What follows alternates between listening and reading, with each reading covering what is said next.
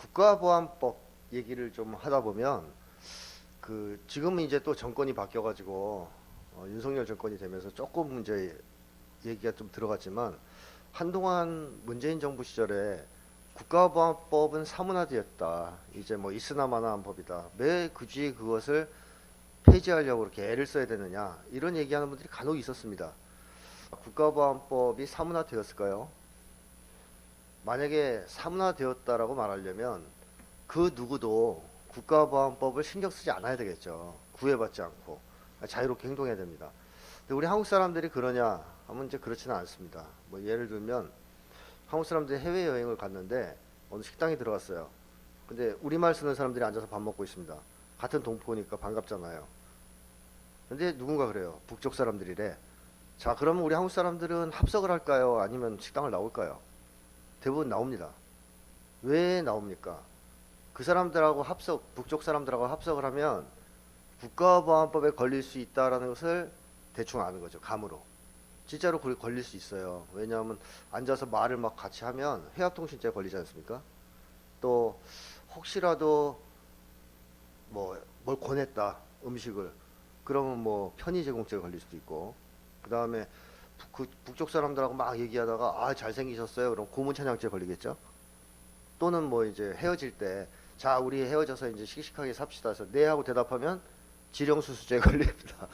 자 이제 국가보안법이란 게 참 이제 무서운 법인데요. 걸려고만 마음 먹으면 다 걸죠. 그러니까 한국 사람들은 북쪽 사람들하고 아예 접촉을 안 하려고 합니다. 위험하다는 걸 아는 거죠. 물론 그런 행동을 한 사람들 중에는 국가보안법이 있다는 것을 아는 사람도 있겠고 아예 모르는 사람도 있을 거예요. 국가보안법이 있다는 사실 자체를. 하지만 한국 사람들은 북쪽 사람들하고 접촉을 안 합니다. 국가보안법이 우리의 정신과 마음을 지배하고 있기 때문에 그 법이 있느냐 없느냐와 상관없이 한국인들은 그 법의 지배를 받고 있죠. 이럴 때 이제 보통 심리학에서 뭐라 그러냐면 내면화되었다고 얘기합니다.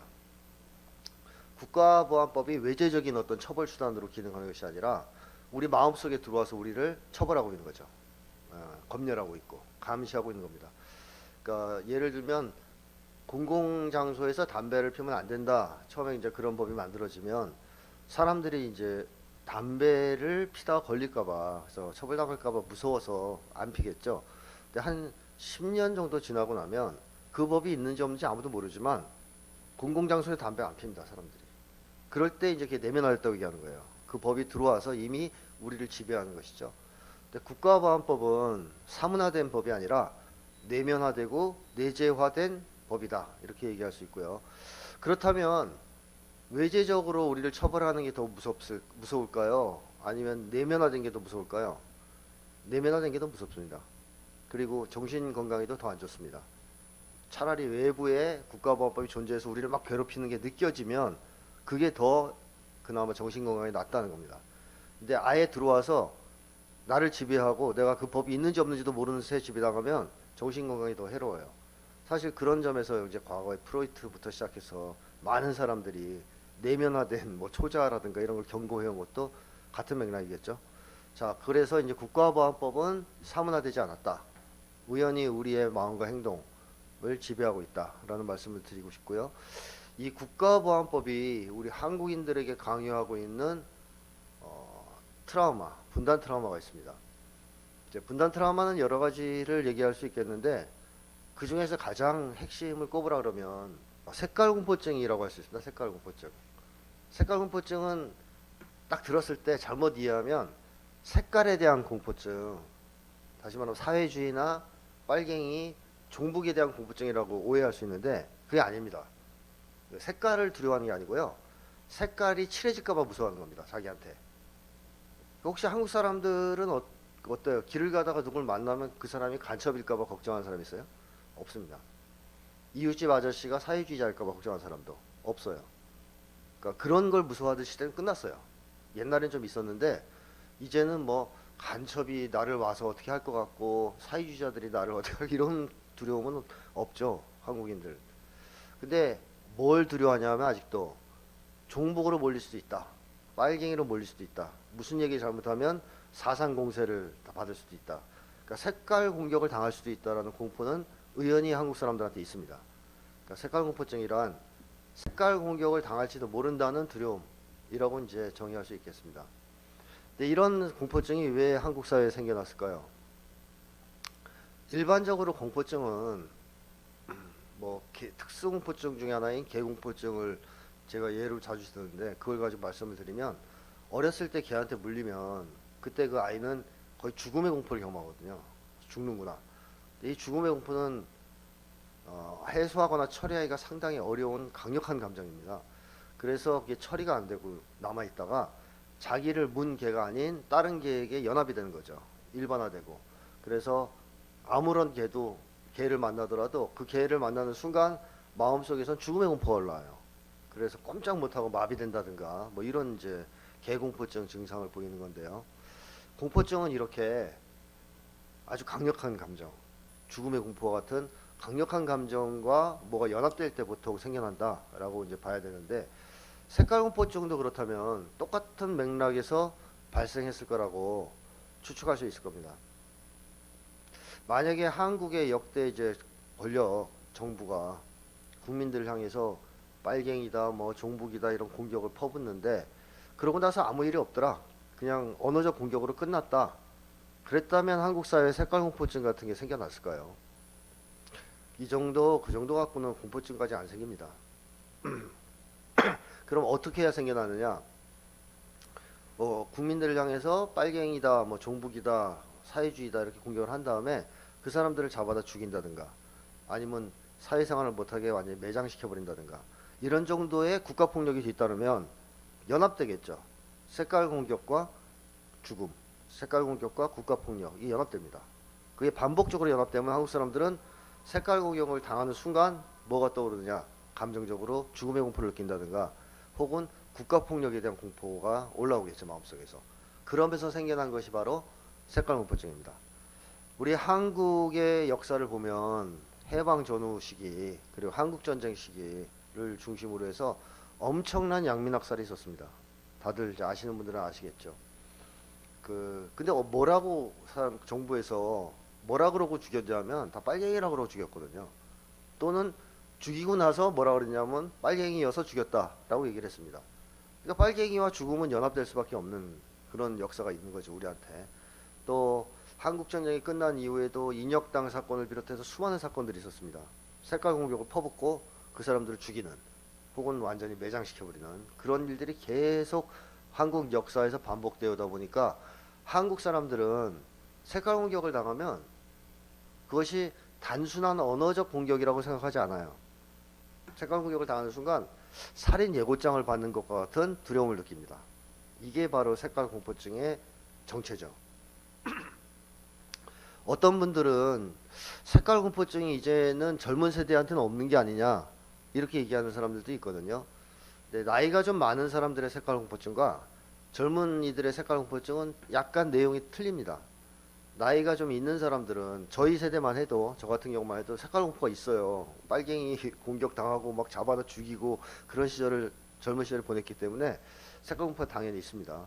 그리고 나이 든 층은 더 있겠죠. 전쟁 같은 걸 겪고 막 그랬으니까. 그래서 나이가 좀 있는 세대의 색깔 공포증은 제가 조금 전에 말씀드린 전형적인 색깔 공포증의 내용을 갖고 있어요. 반면에 젊은 세대의 경우에는 그러한 걸 별로 경험해 본 적이 없습니다. 색깔 공격을 당하고 끌려가서 죽는 거를 뭐 경험했다거나 목격했다거나 이런 경험이 거의 없죠. 그래서 이 젊은이들은 나이가 든 세대와는 좀 달라요. 근데 젊은이들은 색깔 공포증이 없냐? 그러면 있거든요. 한국 젊은이들도 사회주의 싫어하고 북쪽하면 무조건 싫어하고 뭐 이제 종북으로 몰리는 거 무서워하고 이거 똑같아요. 근데 젊은이들은 왜 색깔 공포증이 생겨나냐? 한국 젊은이들의 가장 큰 문제는 생존 불안이 심하다는 겁니다. 일단 우리 한국 젊은이들을 표면적으로 가장 많이 괴롭히고 있는 불안은 생존 불안입니다.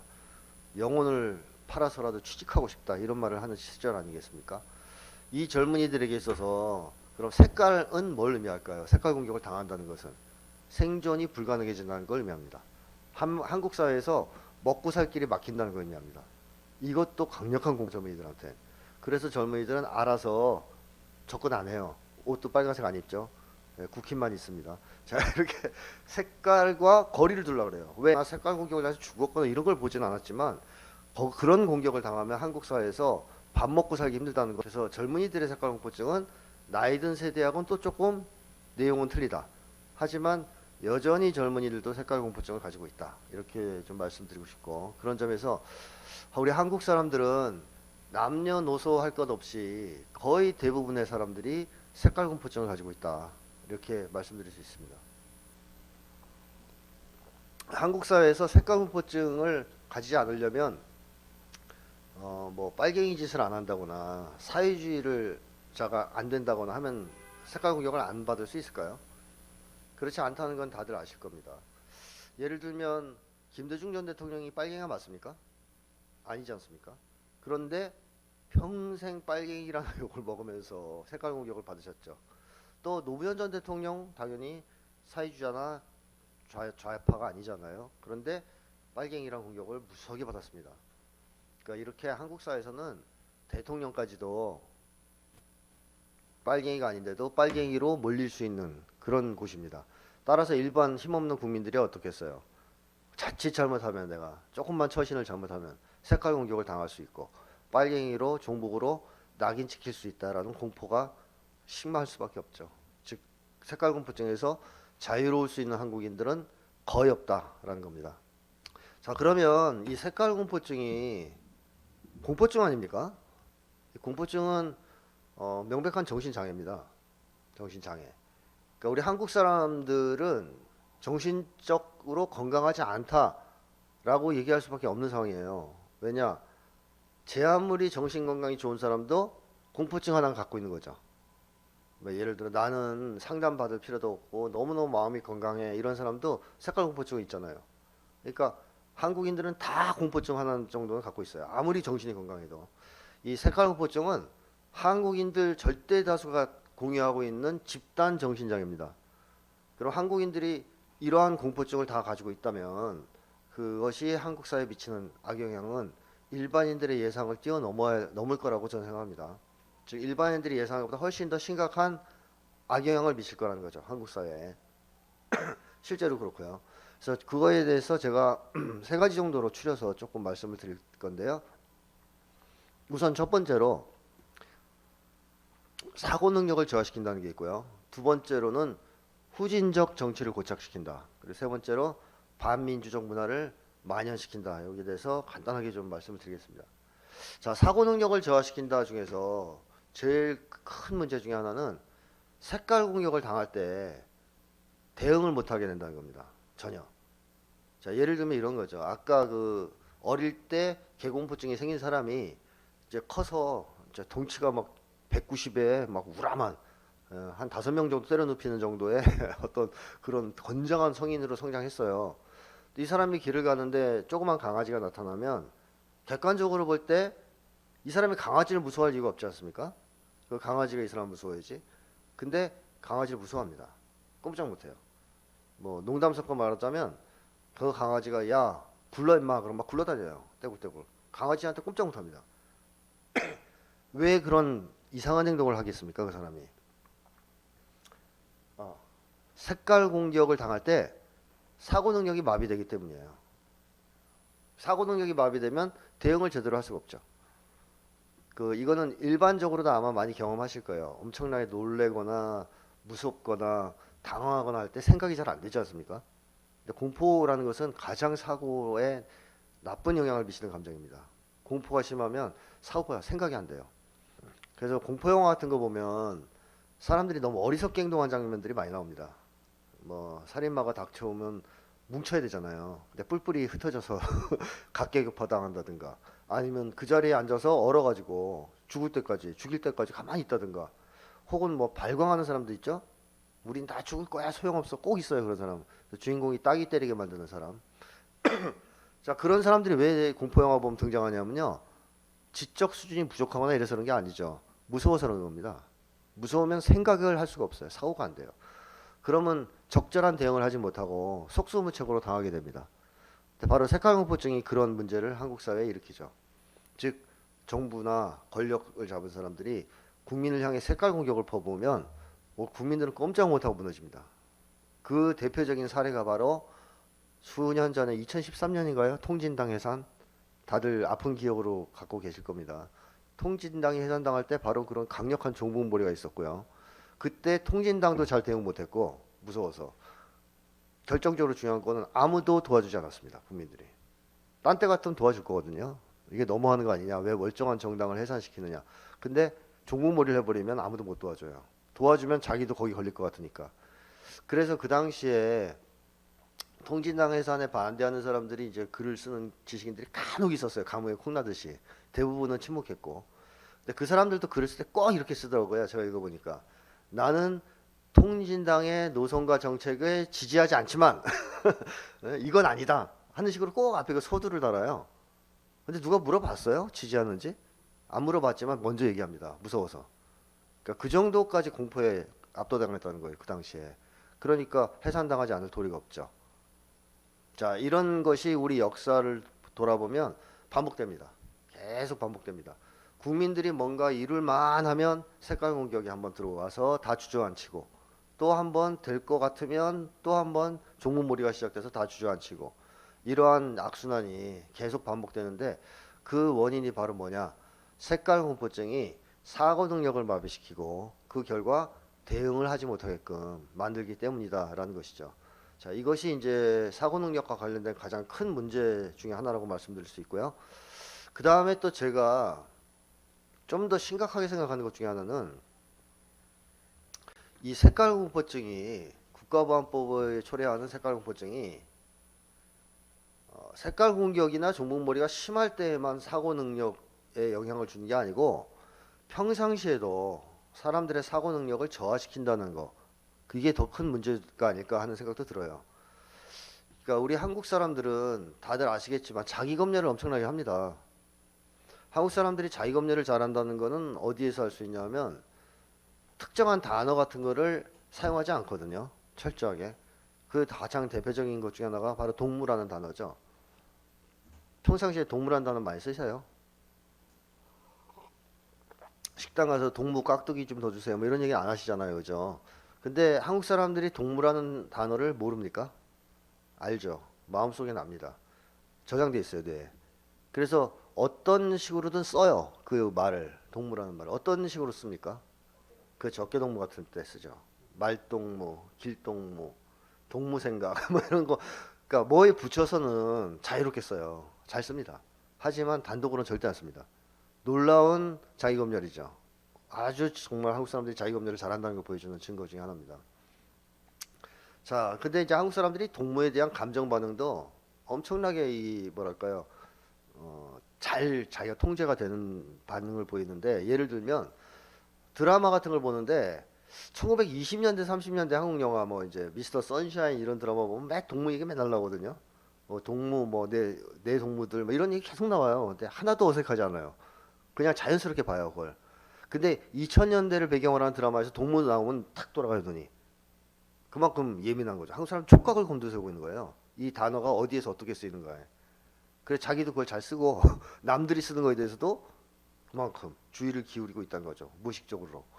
자, 이 정도로 한국 사람들이 자기 검열이 심하다. 동무만 검열하는 게 아니고 수많은 단어들을 검열합니다. 인민이라는 단어도 잘 안 쓰고 뭐 우리 옛날에 많이 썼던 단어들이죠. 또 조선이라는 단어도 잘 안 써요. 조선시대 얘기할 때 빼고는. 오늘날 현대사회에서 조선을 자유롭게 얘기할 수 있는 건 조선일보밖에 없죠. 네, 우리는 쓰면 안 됩니다.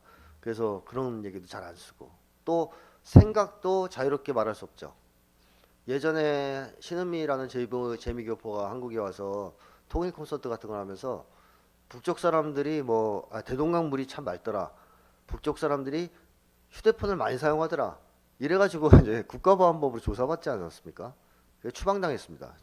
그 이후에 이제 뭐 풀렸다는 얘기가 있었는데 어쨌든 그런 것들을 겪고 나면 한국 사람들이 보고 겪고 하면 말 조심하게 되겠죠. 대동강물이 맑다 그래도 잘못하면 걸리는구나. 또 북쪽 스마트폰 많이 쓴다는 얘기도 안 되는구나. 이렇게 되겠죠. 한국 사람들은 굉장히 많은 것들을 스스로 검열하고 있어요. 단어, 생각 등등 수많은 것들을. 근데 이렇게 자기 검열을 많이 한다는 것은 심리학적으로 말씀드리면 사고 억제를 심하게 한다는 뜻입니다. 사고 억제 억압을. 그러니까 사고 억제를 한다. 쉽게 하면 누른다는 얘기죠. 사고가 올라오지 않도록. 의식의 표변으로 올라오지 않도록 누르는 겁니다. 동무라는 말이 올라오지 않도록 눌러야 될 거 아니에요. 그래야 이제 자, 이 사고 억제나 억압을 많이 하면 어떻게 될까요? 사고 능력이 문제가 없을까요? 많은 연구들에 의하면 사고 능력이 저하됩니다. 이거는 간단한 예를 들어서도 사실 우리가 이해를 할 수 있습니다. 예를 들면 제가 여기 계신 분들한테 1분간 통일에 대해서 자유롭게 발표할 기회를 드리는데요. 벌칙이 있어요. 민족이라는 단어를 한 번 사용할 때마다 1,000만 원의 벌금이 있습니다. 자, 제가 한 분을 주목해서 1분간 자유롭게 얘기해 보세요. 자유롭게 얘기하실 수 있을까요? 머리가 딱 굳어요. 왜? 실수로 민족이라는 단어 튀어나갈까 봐. 그걸 튀어나가지 않게 하려면 머릿속에서부터 눌러야 되는데 억제해야 되는데 그러면 사고 굳어요. 그러니까 사고가 제대로 돌아가지 않는다는 얘기입니다. 이거는 수많은 연구들이 있어요. 그래서 사고 억제가 많은 사회일수록 사고 능력이 떨어진다라고 보시면 됩니다. 근데 한국 사회가 사고 억제와 억압이 너무 심하거든요. 한국 사람들은 억제 수준을 넘어서서 억압의 단계로 지금 누르고 있어요. 억제와 억압의 차이는 억제는 내가 그걸 누르고 있다는 사실을 알고 있어요. 의식하고 있죠. 그게 억제고 억압은 몰라요. 너무 오랫동안 누르다 보니까 자기도 의식하지 못한 채 눌러요. 이건 더 위험합니다. 한국 사람들은 거의 억압의 수준이죠. 동물을 안 쓰는 거 보면. 그렇죠? 억제가 아니잖아요. 내가 쓰려고 그러는데 누르는 게 아니죠. 근데 지금 민족 이거 얘기하지 마. 이건 억제거든요. 그러니까 딱 느낌이 오죠. 불편함이 딱 느껴지는 거죠. 자, 근데 어쨌든 억제와 억압을 많이 하면 할수록 사고 능력이 저하된다. 그럼 한국인들의 사고 능력은 정상적이지 않겠죠. 예를 들어서 우리가 100 정도의 사고 능력이 있다면 국가보안법 때문에 사고 억제 억압으로 2, 30 정도밖에 발휘하지 못하고 산다. 이렇게까지 얘기할 수 있는 겁니다. 그 증거 중에 하나로 제가 말씀드리고 싶은 것은 한국의 그 아이들 있잖아요. 초등학생들. 보면은 한국 초등학생들이 세계에서 제일 사고력이나 창의력이 우수해요. 초등학교 때는. 이 조사를 해보면 거의 매해 1등하고 그러거든요.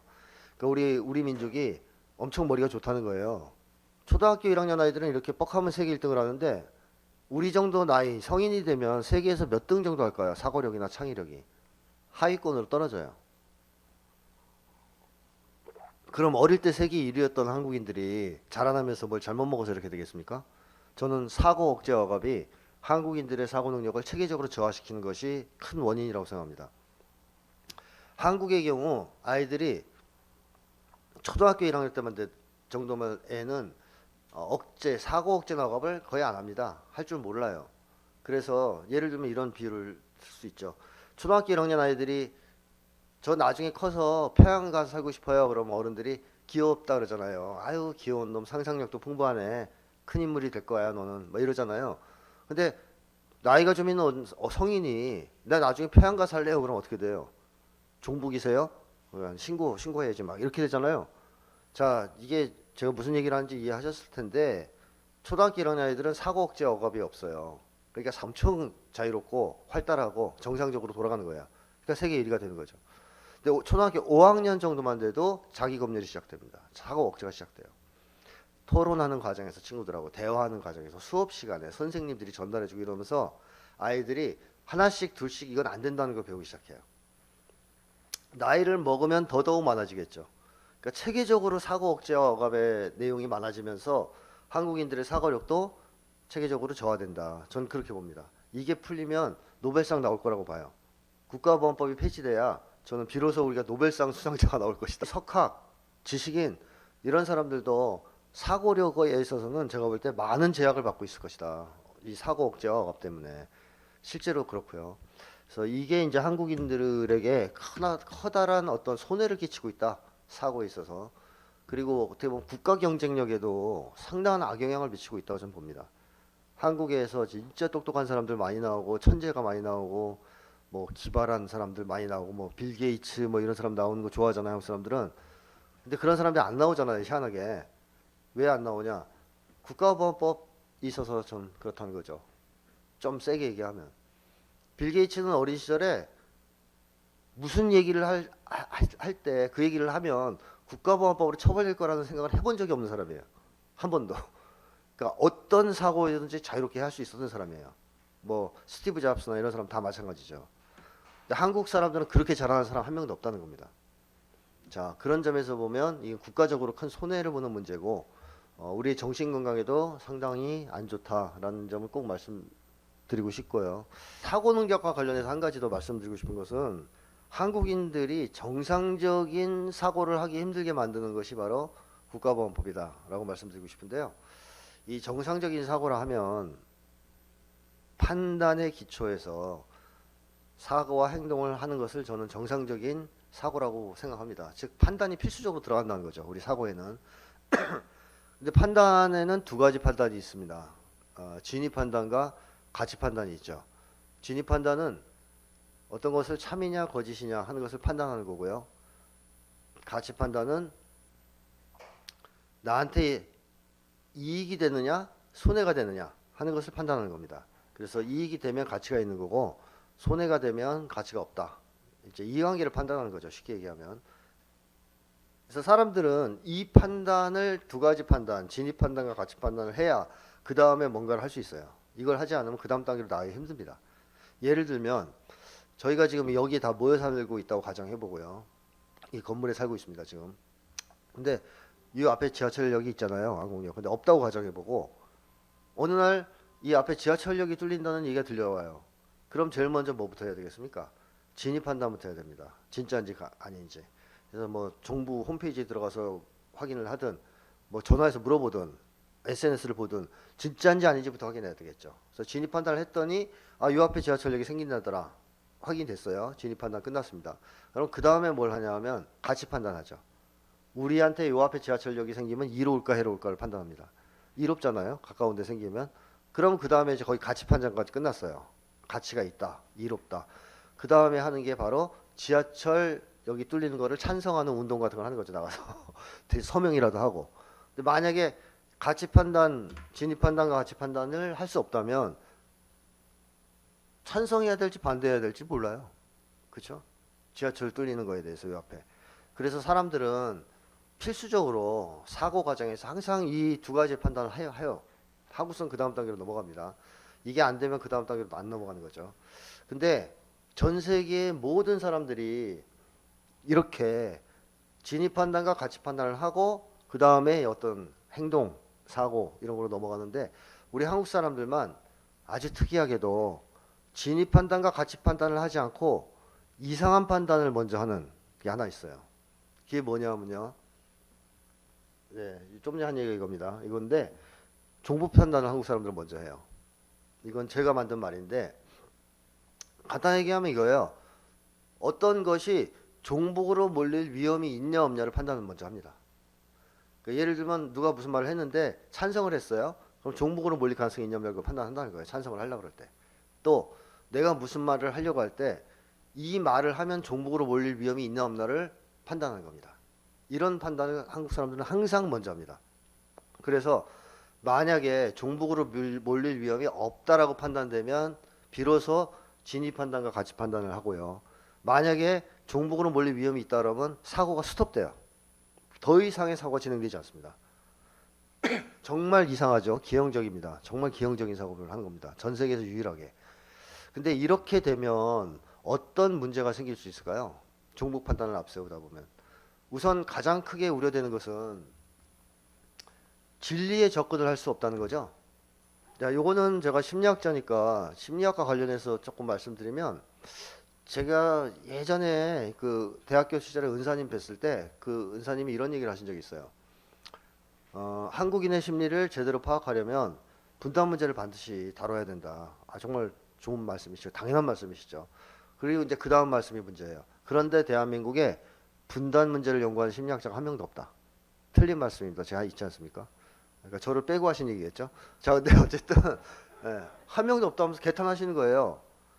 근데 제가 그 얘기를 듣고 참 저도 마음이 아팠지만 지금 생각해 보면 뭐 그럴 수도 있겠다는 생각이 들어요. 왜 그러냐면 분단이 한국인의 심리에 영향을 미친다는 걸 모르는 심리학자가 몇이나 되겠습니까? 전 많지 않을 것 같거든요. 그 정도로 머리 나쁘진 않을 것 같아요. 근데 왜들 연구를 안 할까요? 위험한 거예요.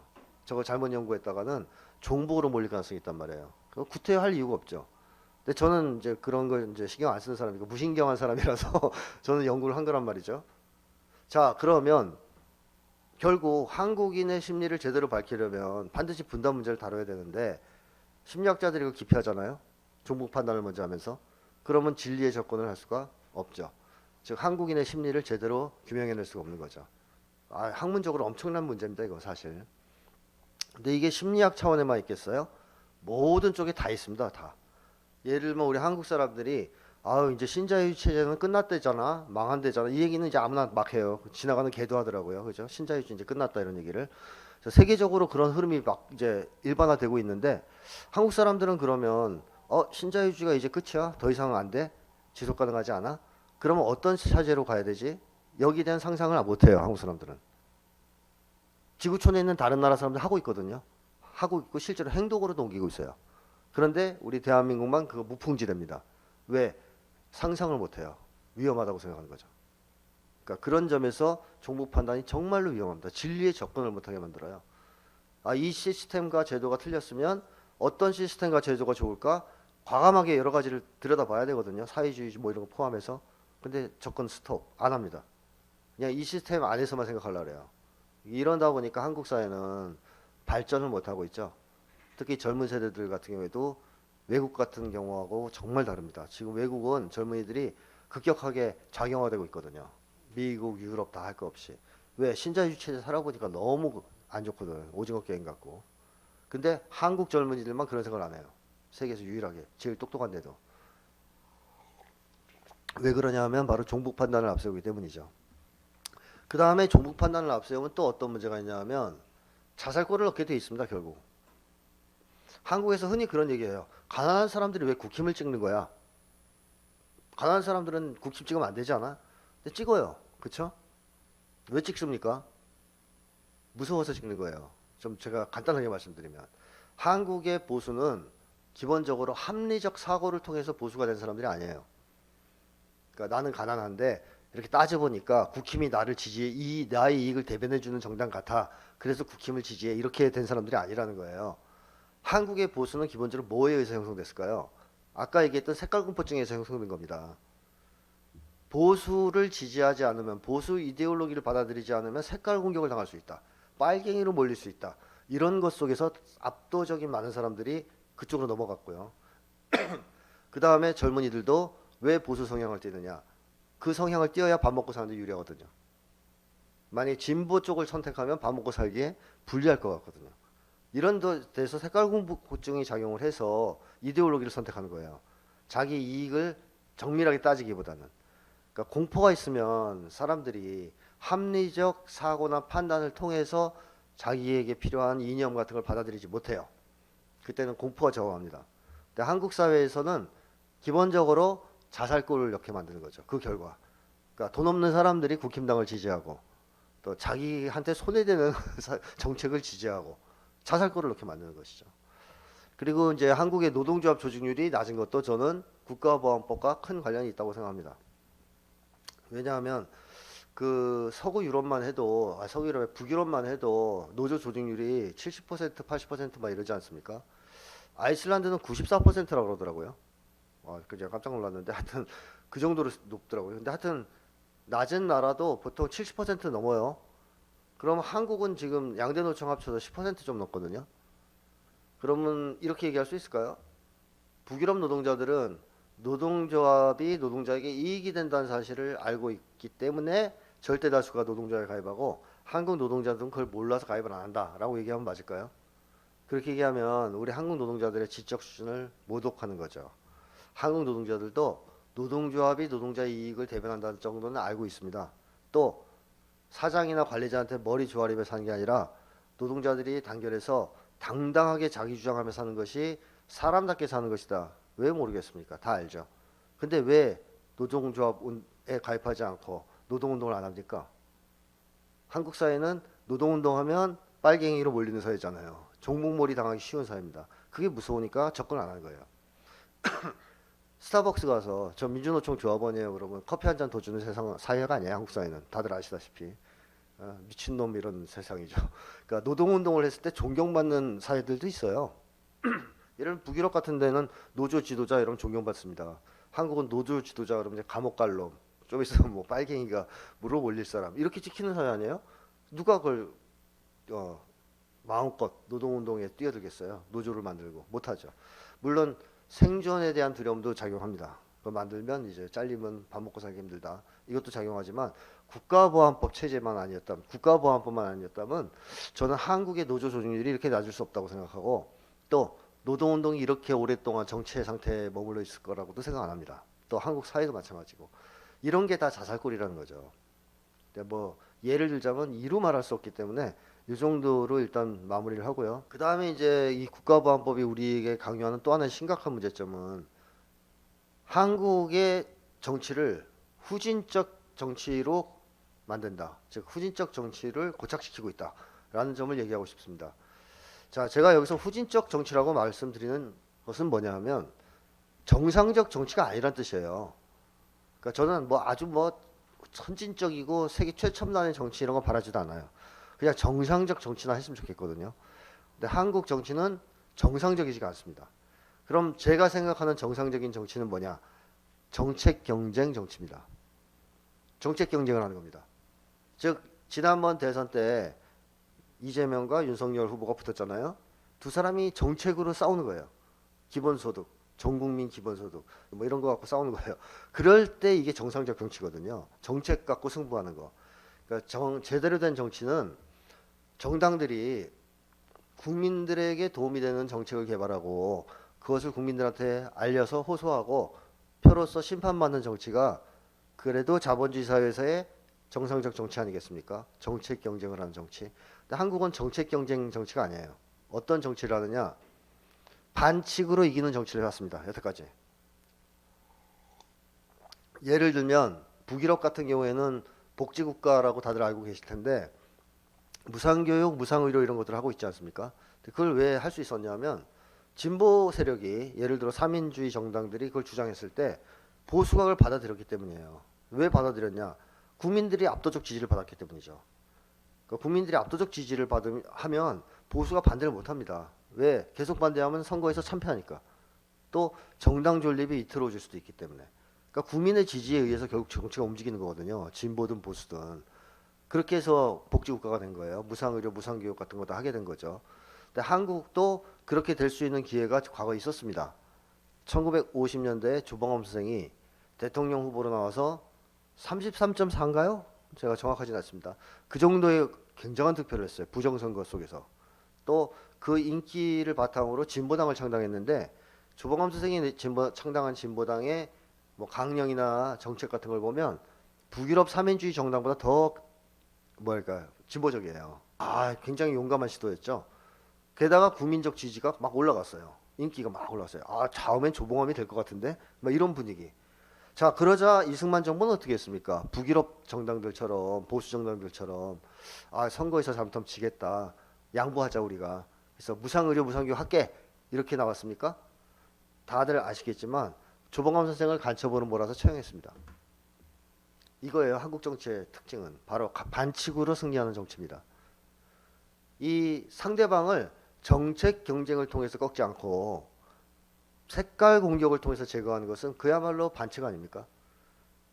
권투에 비유하자면 링 위에 올라갈 때 칼을 품고 올라갔다가 불리해지면 상대를 찔러 죽이는 그런 경기를 한다는 거예요. 70년 내내 이런 정치를 해왔습니다. 한국 보수가. 그러니까 정책 경쟁에 대한 어떤 안목이라든가 정책 개발 능력 같은 게 있겠어요? 전혀 없는 겁니다. 전혀. 한국 보수는. 뭐만 잘해요? 색깔 공격만 잘합니다. 물론 요즘에는 색깔 공격이 옛날만큼 안 먹힙니다. 6.15 공동선언이 있고 또 4.27 남북 정상회담 이런 게 이제 계속 열리면서 색깔 공격의 위력이 옛날보다 많이 떨어졌어요. 하지만 뭐 개벌은 남 못 준다고 정책 경쟁을 하려고 그러진 않아요. 국힘당이. 그래서 새롭게 등장한 게 뭐예요? 도덕성 흠집 내기를 하잖아요. 다들 아시다시피. 도덕성 흠집 내기를 하는 거예요. 상대방의 도덕성은 계속 까는 거예요. 뭘 잡아서 채서 저 사람 더럽다. 한마디로 국민들한테 이렇게 얘기하는 거죠. 나도 더럽지만 제가 더 더럽거든. 그러니까 날 찍어줘.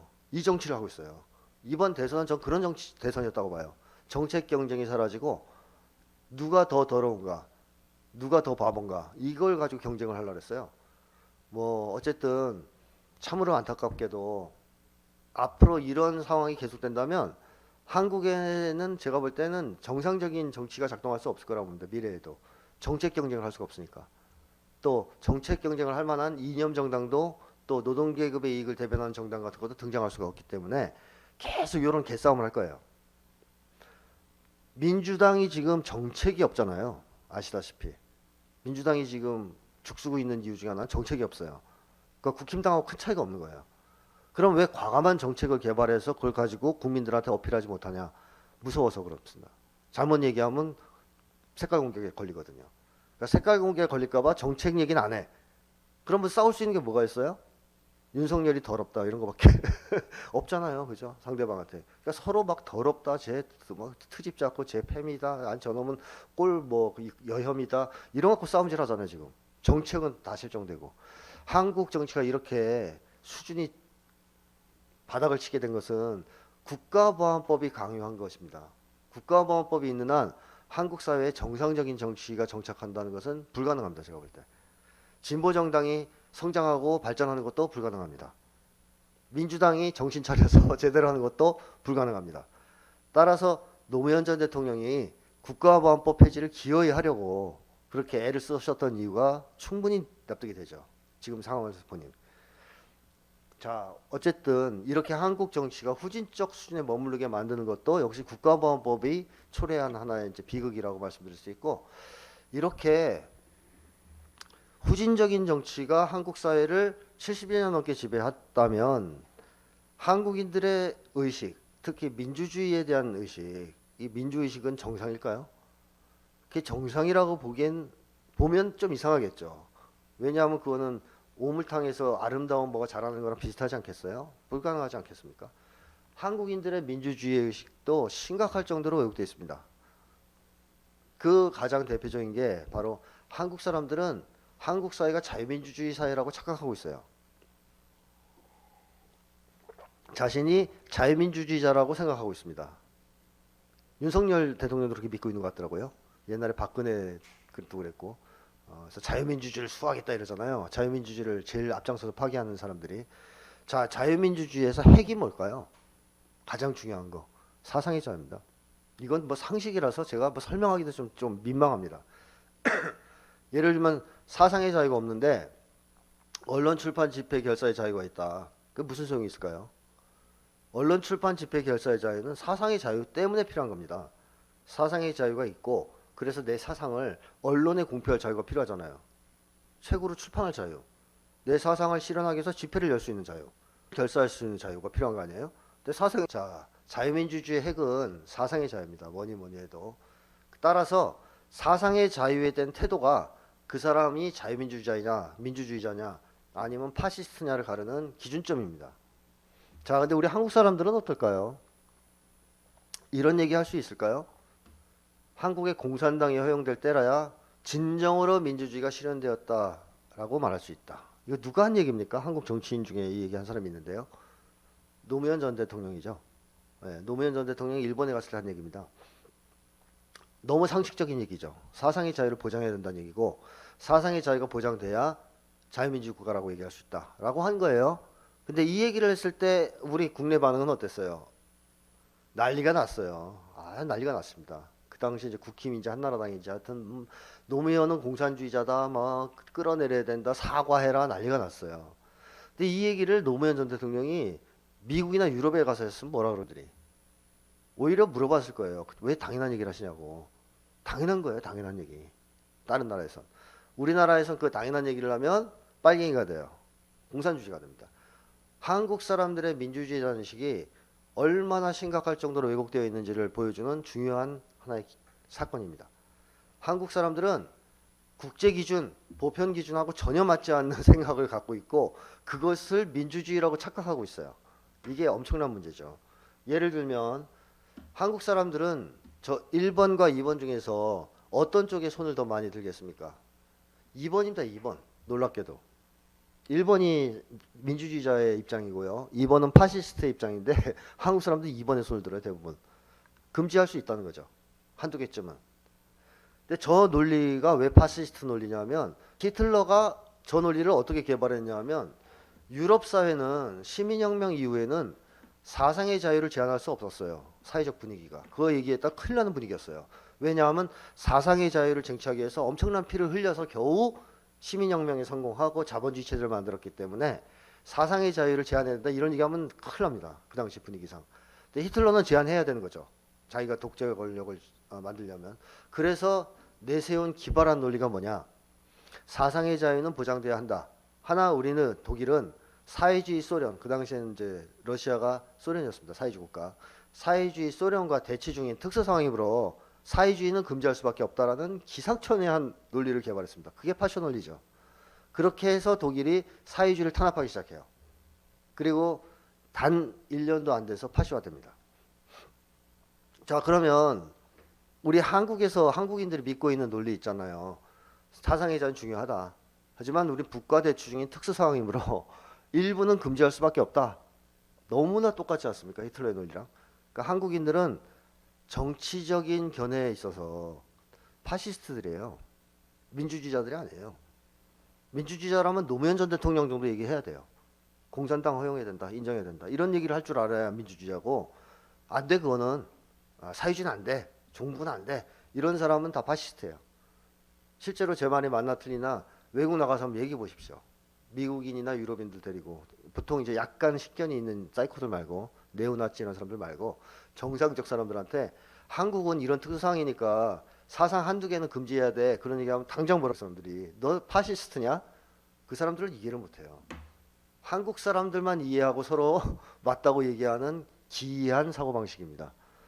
국제 기준하고 전혀 맞지 않습니다. 보편 기준하고도 맞지 않습니다. 이거는 한국인들이 심각할 정도로 정신적으로 정치적으로 파시화되어 있다. 한국 사회가 파시화됐다라는 것을 보여주는 증거입니다.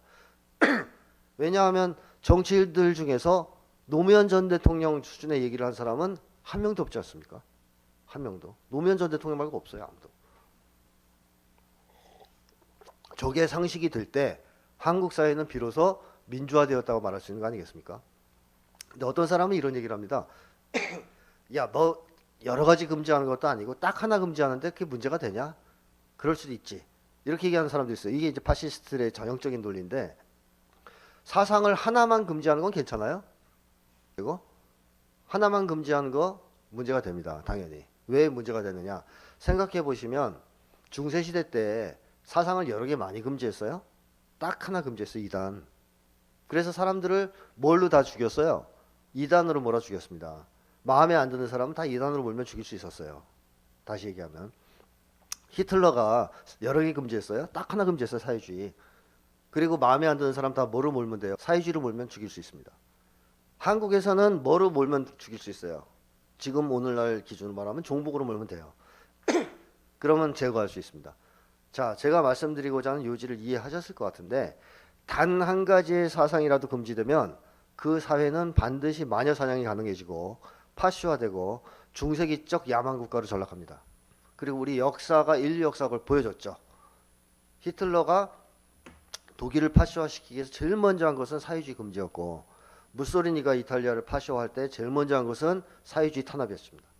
일본이 군국주의 길로 파시화의 길로 치달을 때 제일 먼저 한 것은 공산당 해산이었습니다. 세 나라 공이 한 가지의 사상을 금지함으로써 파시화됐죠. 야만화되고 그리고 자기들끼리만 그렇게 해서 망한 것도 아니죠. 해외 침략을 했습니다. 인류에게 어마어마한 고통을 안겨줬어요. 그래서 우리 인류는 2차 세계대전을 겪고 나서 뼈저리게 배운 게 하나 있죠. 사상의 자유는 절대로 제한할 수 없다는 거. 한 가지 사상이라도 금지하면 끔찍한 결과를 초래할 수 있다는 걸 배웠습니다. 그래서 그 다음부터는 세계 거의 대부분의 나라들은 사상의 자유에 제한을 거는 거, 조건을 다는 걸 용납하지 않습니다.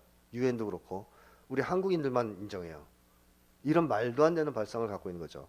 근데 이렇게 되면 한국 사회는 영원히 민주화될 수 없어요. 우리는 계속 파쇼 체제 하에서 마녀 사냥의 광풍 속에서 야만적인 파쇼즘적 사고방식 속에서 살아가야 됩니다. 자, 이런 걸 이제 일단 좀 말씀드리고 싶고 마지막으로 지금까지 말씀드린 모든 것들이 한국 사회에 초래하는 또 하나의 귀결은 사회를 반민주적으로 만든다. 즉 우리 한국 사회에 반민주적 문화를 만연시킨다는 것이죠. 이 국가보안법은요. 사상의 자유를 부정하는 인정하지 않는 법이지 않습니까? 근데 사상의 자유를 인정하지 않는 것은 심리적 배경이라는 게 있죠. 그게 뭐냐? 나랑 생각이 다른 사람, 내가 싫어하는 사상을 가진 사람과는 공존하지 않겠다는 심리입니다. 자, 어때요? 이게 정상인의 심리라고 생각하십니까? 우리 살다 보면 나랑 생각이 다른 사람, 내가 싫어하는 사상을 가진 사람은 계속 만나게 되지 않나요? 숱하게 만나게 됩니다. 그럼 그 사람들 이름을 수첩에 다 적어 놓으셨다가 나중에 죽이실 생각인가요? 그런 짓을 하는 사람이 있으면 우리가 뭐라 그랬어요? 저 또라이, 정신병자. 이렇게 생각하겠죠. 정상인들은 그렇게 생각하지 않아요. 나랑 생각이 다르고 혹시 내가 싫어하는 사상을 가진 사람도 똑같은 인간이고 존엄성을 가진 인간이고 우리 이웃이고 같이 살아가야 돼. 한마디로 그 사람들 존중해야 된다고 생각해요. 더불어 같이 살아면서. 이게 정상인의 심리거든요. 근데 국가보안법은 우리한테 이웃을 어떻게 대하라는 거예요? 그렇게 더불어 같이 사는 쪽으로 바라보라고 얘기하는 거예요? 아니면 다시 한번 보고 신고하라고 얘기하는 거예요? 옛날에 그 구호 있지 않습니까? 이웃집 아저씨 다시 한번 보자 뭐 이런 거. 그런 식으로 국가보안법은 우리한테 뭘 얘기하는 거냐? 너랑 생각이 다르거나 네가 싫어하는 사상을 가진 사람하고 공존하면 안 돼. 그 사람은 반드시 제거해야 돼. 라고 우리한테 얘기하는 거예요. 한마디로 강요하는 겁니다. 이것은 우리한테 국민들, 한국인들한테 배타주의를 강요하는 겁니다. 배타주의 심리를. 이 국가보안법의 이러한 배타주의 심리가 한국 사회를 지배하는 한 한국인들은 배타성에서 벗어날 수 없고 이 배타성이 사라지지 않는 한 한국에서의 혐오주의라든가 또는 뭐 극단주의라든가 요즘 사회적으로 문제가 되는 여러 가지 극단적인 그런 것들이 사라질 수가 없어요. 한국 사회의 이런 극단적인 경향들 또는 혐오 문화 이것은 제가 볼 때 국가보안법이 원죄가 있는 겁니다. 국가보안법이 제일 큰 원인이에요. 제가 볼 때. 저것만 사라져도 상당 부분 한국 사회가 온순해질 겁니다. 사람들이 좀 서로 좀 달라도 아유 그래 다를 수도 있지 우리 같이 살자 대화하면서 이런 태도로 바뀔 거예요. 근데 지금은 아니잖아요. 나랑 틀려 저것들 잡아 죽여야 돼. 다 제거해야 돼. 거의 이런 분위기가 사회를 지배하고 있지 않습니까? 이게 국가보안법이 우리한테 요구하는 거죠. 그런 심리죠. 그러다 보니까 한국 사회가 이렇게 국가보안법이 우리한테 배타주의를 강요하다 보니까 한국 사람들은 남의 말을 잘 안 듣습니다. 한국 사회에서 살아오신 분들 다 아실 텐데 우리 한국인들은 남의 말을 듣지 않을 마음의 준비를 확실히 갖추고 있죠. 예, 다 안 들을 준비를 딱 하고 있어요. 그래서 조금 이제 마음에 안 든다 그러면 그때부터 안 들어요. 근데 어떻게 하면 안 들을 수 있어요? 뭐라고 이렇게 상대방이 하는 말을 틀어막으면 되잖아요. 그래서 옛날에 많이 썼던 것 중에 하나가 너 나이가 몇 살이야 뭐 이러기도 하고 말도 안 되는 또는 뭐 여자가 이렇게 말이 많어 뭐 이제 이러기도 하고 그랬지만 그래도 계속 말을 하면 마지막으로 쓸 수 있는 비장의 무기가 있다는 걸 알고 있죠. 한국 사람들은 뭘 하면 입을 막을 수 있어요. 색깔 공격하면 돼요. 네, 말 많은 빨갱이란 말도 있었어요. 한국 사람들은 알고 있습니다. 나의 말을 듣지 않아도 괜찮다는 걸. 그리고 그럴 때 뭐라고 공격하면 상대방의 입을 틀어막을 수 있는지도 알고 있어요. 색깔 공격만 하면 돼요. 그래서 남의 말을 들으면서 계속 생각하는 거죠. 어떻게 저 자식이 실수하는 거, 저거를 엮어서 걸까? 그것만 생각하는 거예요. 그러다 딱 걸리면 넘어가는 거죠. 너 종북이냐? 빨갱이냐? 드라마 같은 데도 나오고 이런 장면이. 우리가 일상생활을 하면서도 자주 경험해 봤을 겁니다. 저도 친한 친구들하고 대화하면서도 제가 무슨 얘기를 하니까 너 종북이냐 이런 공격을 받은 적이 있어요. 그러면 순간 위축됩니다. 한국 사회 문화에서는 공식적 자리에서 좀 덜하지만 이제 술집으로 가잖아요. 한국은 보통 중요 결정사항은 술집에서 하지 않습니까? 근데 거기서 말하다 보면 바로 종북 몰이 튀어나와요. 빨갱이냐? 친북이냐? 너 북쪽 편이냐? 대화가 안 돼요, 대화가. 제가 아는 어떤 아까 얘기했던 교수님도 그 공격을 당했다는 얘기를 저한테 해주신 적이 있어요. 말 한마디 잘못했다. 노동조합 인정한 게 옳지 않겠습니까? 얘기했다가 다른 교수들한테 너 빨갱이냐? 이 새끼 빨갱이네? 이런 욕을 들었다는 거예요. 자, 그게 뭐 지식인들의 수준 높은 토론인가요? 당연히 아니죠. 한국 사회는 그 문화가 뿌리 박혀 있죠. 사회 곳곳에. 그래서 한국 사람 다 알고 있죠. 어느 순간 색깔 공격만 할 수 있다면, 즉 상대방한테 종북몰이만 할 수 있다면 저 사람의 주장을 꺾을 수 있다. 제거할 수 있다. 이걸 알고 있기 때문에 사회가 그런 곳이겠죠. 사람들은 나의 말을 들을 생각이 없어요. 나의 말을 들을 생각이 없다면 양보와 타협도 하려고 하지 않겠죠. 한국의 자본가들이 세계적으로 가장 양보를 안 하죠. 굉장히 양보를 안 합니다. 왜 양보를 안 하겠습니까? 안 해도 된다고 생각하는 거죠. 그래 노동자들이 막 계속 저항하고 임금 올려달라 그래? 좋아 해봐. 너희들이 엄청나게 커져서 나를 위협할 것 같으면 빨갱이 로보라서 종목몰이에서 한 방에 끝낼 수 있어. 이런 자신감이 있는 거죠. 그러니까 들을 생각도 안 하고 양보할 생각도 안 하고 타협할 생각도 안 하는 겁니다. 한국의 토론 문화 제가 볼 때는 사기입니다. 100분 토론 뭐 저 같은 사람이 100분 토론 나가면 끝나는 즉시 구속이에요. 예, 막 얘기를 할 테니까. 그러니까 나갈 때 사람들은 다 자기 검열해가지고 얘기를 조율해서 나가는 거예요. 이 얘기는 하면 되고 안 되고 그게 무슨 100분 토론이에요. 그런 토론 백날 해야 한국의 지적 발전에 아무 도움 안 되죠. 사회 발전에도. 근데 한국 사회는 그렇게 가식적인 놀이만 하고 있다는 겁니다. 색깔 공격을 당할 두려움이 없을 때 어떤 얘기를 해도 비로소 저는 소통이 되고 대화가 되고 타협과 양보가 가능해질 거라고 생각해요. 근데 한국은 그런 사회가 아니라는 것이죠. 그리고 이런 문화가 있다 보니까 반대급부로 한국인들은 어떨까요? 자기 주장을 열심히 할까요? 자기 권리 주장 열심히 하고 불의를 보면 막 항의하고 그런 식으로 인생을 살아갈까요? 그렇지 않죠. 거꾸로입니다. 잘못 말하면 빨갱이로 몰릴 수 있는 사회, 종목몰이를 당할 수 있는 사회에서 살기 때문에 또 상대방이 내 말을 안 들을 거라는 것도 알아요. 그죠? 막 열심히 얘기해봤자, 열심히 싸워봤자 마지막에 돌아오는 것은 빨갱이 낙인밖에 없다. 종북 낙인밖에 없다. 이걸 알고 있기 때문에 한국 사람들은 지레 포기하죠. 한마디로 비겁함을 삶의 철학으로 한국 사람들이 간직하게 됐다는 것입니다. 자, 이게 이제 한국 사회의 문제다. 그럼 이 두 가지 남의 말을 안 듣는 것과 자기 주장을 안 하는 거, 권리 주장 안 하는 것이 조직에서 만나면 어떻게 될까요? 반민주적 조직 문화로 귀결될 수밖에 없겠죠. 원래 남의 말을 안 듣는 사람들이 조직에서 윗자리를 차지한다. 더 안 듣겠죠? 원래 자기 주장을 잘 못하는 사람들이 조직 내에서 아래쪽에 있다. 더 말을 못하겠죠. 그러니까 한국의 조직 문화는 놀라울 정도의 수직적이고 권위주의적이고 반민주적인 조직 문화가 자리 잡고 있습니다. 아직까지. 군대만 그런 게 아니죠. 사회 모두가 이런 문화입니다. 그래서 한국 사회를 갑질 사회라고 하는 거죠. 갑질 사회란 말이 그냥 나온 게 아닙니다. 갑질은 저러한 반민주적 조직 문화 속에서 발생하는 현상이잖아요. 한국인들이 사회생활하는 한국인들 중에서 90%가 갑질 경험이 있어요. 근데 더 충격적인 것은 갑질을 그렇게 당했을 때는 정신적 고통이 엄청나게 옵니다. 삶의 질이 떨어지고. 근데 80%가 참는다고 대답했습니다.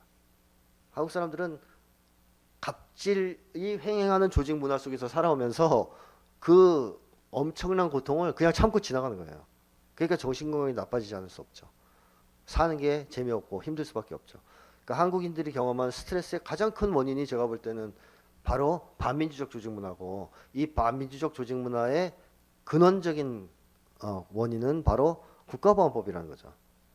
자, 이렇게 되면 한국 사회는 조직 문화가 이런 문화가 될 수밖에 없는데, 이것이 오늘날 한국 사회에 어떤 문제를 또 유발하고 있냐면 한국 사회의 혁신과 발전을 가로막고 있습니다. 한국 경제가 지금 정체 상태에 놓여 있다는 건 다들 아실 거예요. 많은 사람들이 그건 지지합니다. 동의합니다. 그 진보적 성향이 있든 보수적 성향이 있든 다들 한국 경제가 혁신이 필요하다. 창의성이 필요하다. 이런 얘기를 다 하죠. 근데 창의성과 혁신은 어떤 조직 문화에서 가능할까요? 쉬운 예를 들면 이런 겁니다. 우리는 언제 아이디어가 반짝반짝 합니까? 행복하고 즐거울 때일까요? 아니면 매 맞고 있을 때일까요? 행복하고 즐거울 때죠. 기분이 좋아야 아이디어가 반짝거리는 거죠. 한국 사람들은 사회 분위기도 그렇고 조직에 들어가면 조직은 더 하잖아요. 그걸 조직의 위계 질서를 이용해서 그런 숲이 콱 막힐 수밖에 없는 반민주적 조직 문화에 살아가기 때문에 창의성이나 혁신을 발휘할 수가 없어요. 그래서 한국의 경제가 모방 경제에서 벗어나지 못하고 있는 겁니다. 아직까지도. 남의 나라 기술들을 예를 들어 미국에서 그 애플이 아이폰 만들면 갤럭시 빨리 만들어서 비슷한 거 만들어서 싸게 팔고 그래 막 먹고 사는 경제잖아요. 근데 이제는 그거 안 된다는 거 아닙니까? 왜냐하면 우리보다 더 잘 베끼는 나라인 중국이 등장했기 때문에 이제 베끼는 경제 갖고는 미래가 없다 이런 얘기를 다 하는 거거든요. 그랬을 때 한국에 꼭 필요한 것은 정말 창의적인 아이디어예요. 전 세계 처음으로 스마트폰이라는 개념을 만들 수 있을 정도의 그런 사고방식 이런 게 있어야 되거든요. 근데 그런 만한 아이디어맨이 안 나와요, 한국에서는. 근데 많은 경제학자들이나 창의성 연구가들이 그 원인으로 지목하고 있는 게 한국의 경직된 조직 문화예요. 이거는 뭐 보수 진보할 거 없이 거의 일치합니다. 근데 조선일보가 그래서 옛날에 그런 비슷한 캠페인을 한 적도 있더라고요. 조직문화 혁신하자고. 웃기는 일이죠. 왜냐?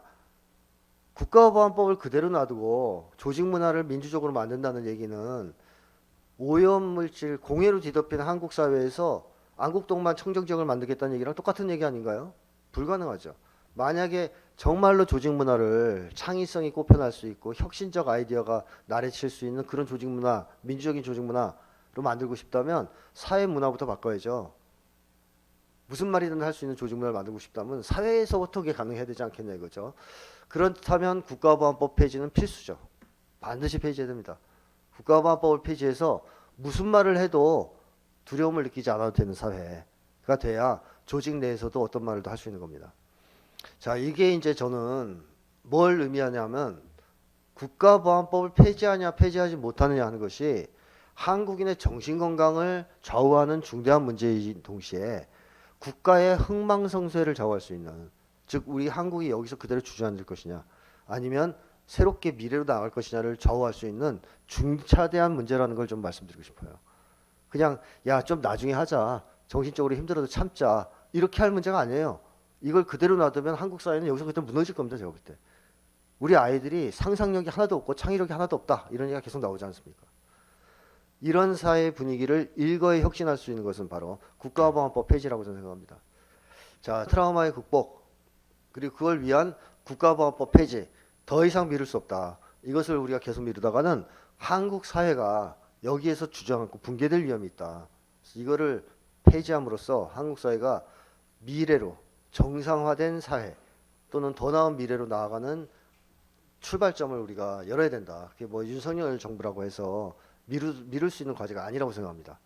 오늘 강의는 이걸로 마치겠습니다.